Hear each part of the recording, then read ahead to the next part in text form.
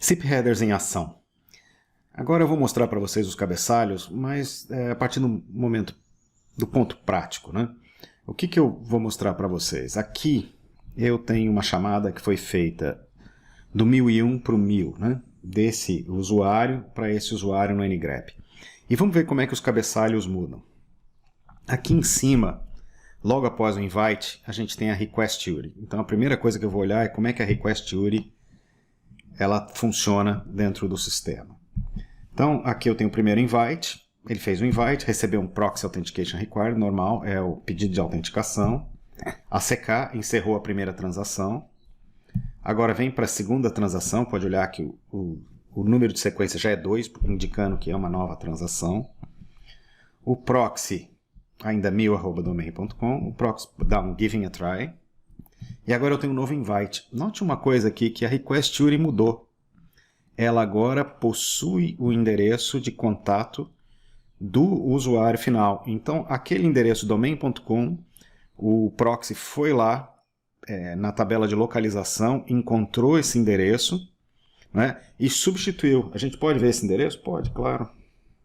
Se a gente chegar aqui no nosso server e der um OpenCPCTL UL show, eu vou ver que esse usuário 1000 está na tabela de localização, o contato dele, né, que é um OBHI, está aqui, ó, 192.168.062. Então o sistema olhou na tabela de localização e substituiu a request URI. Então a request URI é o que a gente usa para rotear. Perfeito. Vamos voltar agora um pouquinho e vamos olhar o ToURI. Aqui eu tenho ToURI, sip:1000@domain.com. Então vamos lá, aqui número de sequência 2, giving a try. O que deu no ToURI? O ToURI ficou exatamente igual, 1000@domain.com. Ou seja, o ToURI não é usado para rotear e ele não muda. Interessante que muitas vezes você vai achar no ToURI o número original. Agora, eu não quero falar ainda sobre Record Route, eu vou falar um pouquinho agora sobre o VIA. Então vamos olhar o VIA Header. O primeiro invite vem com um VIA Header. Que VIA Header é esse? Esse VIA Header é o da estação de trabalho. Então ele está dando aqui para mim qual é o endereço da estação de trabalho e qual é a porta. Ou seja, o meu BRIA está funcionando nessa porta para enviar uma chamada. Está usando o DP, está usando o SIP 2.0 e esse aqui é o número de transação dentro do telefone. É o branch number do telefone.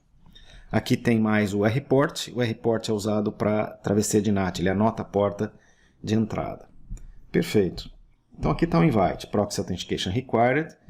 O VIA ele é usado para mandar o reply de volta. Então quando ele recebe o 407 aqui, esse 407 é enviado para o endereço que está definido no VIA. Todas as respostas vão para o cabeçalho VIA. Perfeito. Agora esse invite passa pelo proxy e é enviado à frente. Vocês vão ver agora que nós temos dois vias. O primeiro, que é o do cliente, que é esse aqui de baixo, né, que diz qual é a transação SIP dentro do cliente, e o segundo, que é adicionado pelo proxy. Então, aqui a gente vê duas coisas. Os cabeçalhos VIA vão sendo empilhados, e que, usando o VIA, sempre eu sei qual é a resposta do próximo. Então, o mais importante é o VIA mais alto. Ou seja, é para onde eu devo mandar a resposta. Então, cada proxy que você passa adiciona um cabeçalho VIA para que as respostas venham em conjunto. Então, agora vem o sendTrying. Esse sendTrying vai vir para o endereço do proxy, usando aquele VIA que tem aqui. Tá? Agora veio o 180 ringing, que veio do meu telefone OBHI. Tem dois vias, perfeito. O topmost é esse aqui do servidor. Quando passar no servidor, ele vai arrancar o de cima e vai ficar só o de baixo, que é o que a gente está vendo aqui. Só o via do telefone. Perfeito? Note que continua sendo o mesmo via original.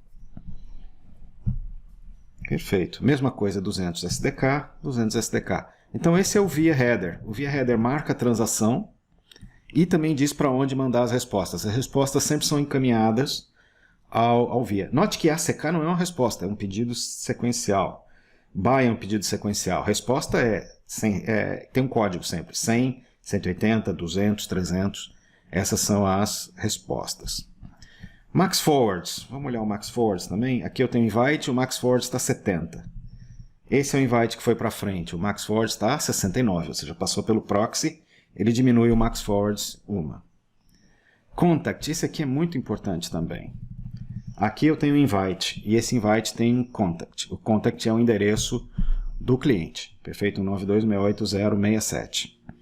Isso é enviado, autenticação, mandou para frente. O contact continua o mesmo, ou seja, não tem empilhamento de contact. O contact é o endereço que eu vou usar para os pedidos sequenciais. Agora vocês vão ver uma coisa interessante. Aqui no 180 ring tem um contact. Mas o contact agora é o 62. É essa máquina do outro lado. Então cada um dos lados troca o contact. Já o via, você vai ver que o via continua o do 67. Ou seja, o via não muda. O contact muda. Então o contact é o que a gente usa para onde a gente vai enviar um pedido sequencial. Então se esse usuário aqui fosse enviar um reinvite para o outro lado, ele ia enviar no contact, no contato desse lado. Se esse lado aqui quiser enviar um pedido para o outro lado, ele vai usar o contact do outro lado. Ou seja, para pedidos sequenciais, o sistema não precisa ir novamente na tabela de localização para achar o destino. Ele usa o campo contact. Perfeito. Um outro campo importante aqui que nós mencionamos é o from. E o from tem duas partes. 1001, que é o display, e aqui a from URI, que é realmente o que a gente usa como Caller ID. A gente pode trocar os dois. Por exemplo, se eu vier aqui no Bria, no Softphone, Settings, aqui no 1001, eu posso trocar esse display. O display name pode ser Flávio e Goncalves. Então vamos dar um OK. A conta está habilitada. Vamos fazer mais uma ligação. Vamos sair aqui um pouquinho. E vamos ligar mais uma vez. 1000, né? Nós estamos, na verdade, no 1001. Atendi, desliguei. Vamos olhar agora esse invite aqui. Invite, olha só o from agora no invite. Agora o display name é esse aqui, mas a URI continua sendo a mesma.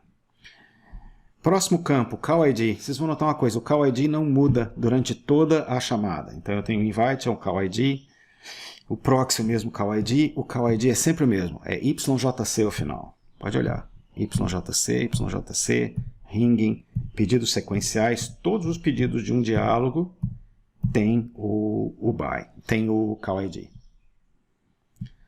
User Agent, Sequence Number, cada transação aumenta a sequência. Então essa aqui é a primeira transação de autenticação, essa aqui é a segunda transação, a de invite,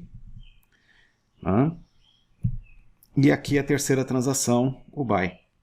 É interessante, como o BY veio do outro lado, ele pode seguir uma outra sequência, ele seguiu uma sequência do OBHI. Perfeito, e não do... Se eu tivesse desligado a partir da origem, seria 3. Continuando, quais as mensagens que eu permito, né, que meu sistema está disponível. O content type, isso aqui é muito importante. Que tipo de payload esse pacote SIP está carregando? SIP é protocolo de sessão, mas ele tem que carregar um payload. Ele está dizendo, olha, isso aqui é um SDP, um Session Description Protocol. E o Session Description Protocol está aqui embaixo. Ou seja, quais são os codecs que eu vou usar, quais são as portas e IPs para conectar o áudio. E aqui também um que é importante, que é o User Agent, que é o que mostra qual é o User Agent, é o que diz quem é o dispositivo que está enviando. Você pode ver que é User Agent Bria, mas quando eu vou para o outro lado e ele vem com Trine, ele não traz User Agent, traz Server. Legal? Ok, já os pedidos sequenciais, como o ACK, eles são roteados um pouquinho diferente. Vocês vão notar que ele tem aqui um route header, ele é enviado para o endereço que tinha no contato, mais o route header, né, que é qual é a rota. Como é que ele sabe qual é a rota? Quando eu pego aqui um invite, mandei um invite, fez a autenticação, agora ele mandou um invite. Quando o invite passa, vocês vão notar que ele adiciona um cabeçalho chamado record route. Ele está dizendo o seguinte, olha, passei pelo proxy 192.6809 com o parâmetro LR, que é Loose Routing. Perfeito? Então, através do processo Record Routing, você vai aprendendo todas as rotas. Quando chega na hora, quando vai o invite, você entrar em 180 ring. No 180 ring, eu passo esse Record Route de volta, e quando isso chega do outro lado, tá, o cliente também sabe quais são as rotas disponíveis. Quando ele vai mandar um ACK, ele coloca essa rota diretamente no sistema. O que isso significa? O ACK não precisa rotear de novo. Ele vai usar os dados que ele já tem no pacote, o route e o contact que veio no 200OK, né? Esse contact aqui. 1000.192.168.062.5061. Pode ver que no ACK ele vai ter 1000.192.168.062, ou seja, tudo que estava no contact agora vai para request URI, perfeito? E ele adiciona o route. Quando passa pelo proxy, o proxy remove aquele route e entrega dentro do valor da URI que ele tem aqui. Pode ver que o route é removido. Quando não vem esse route, muitas vezes o proxy se perde.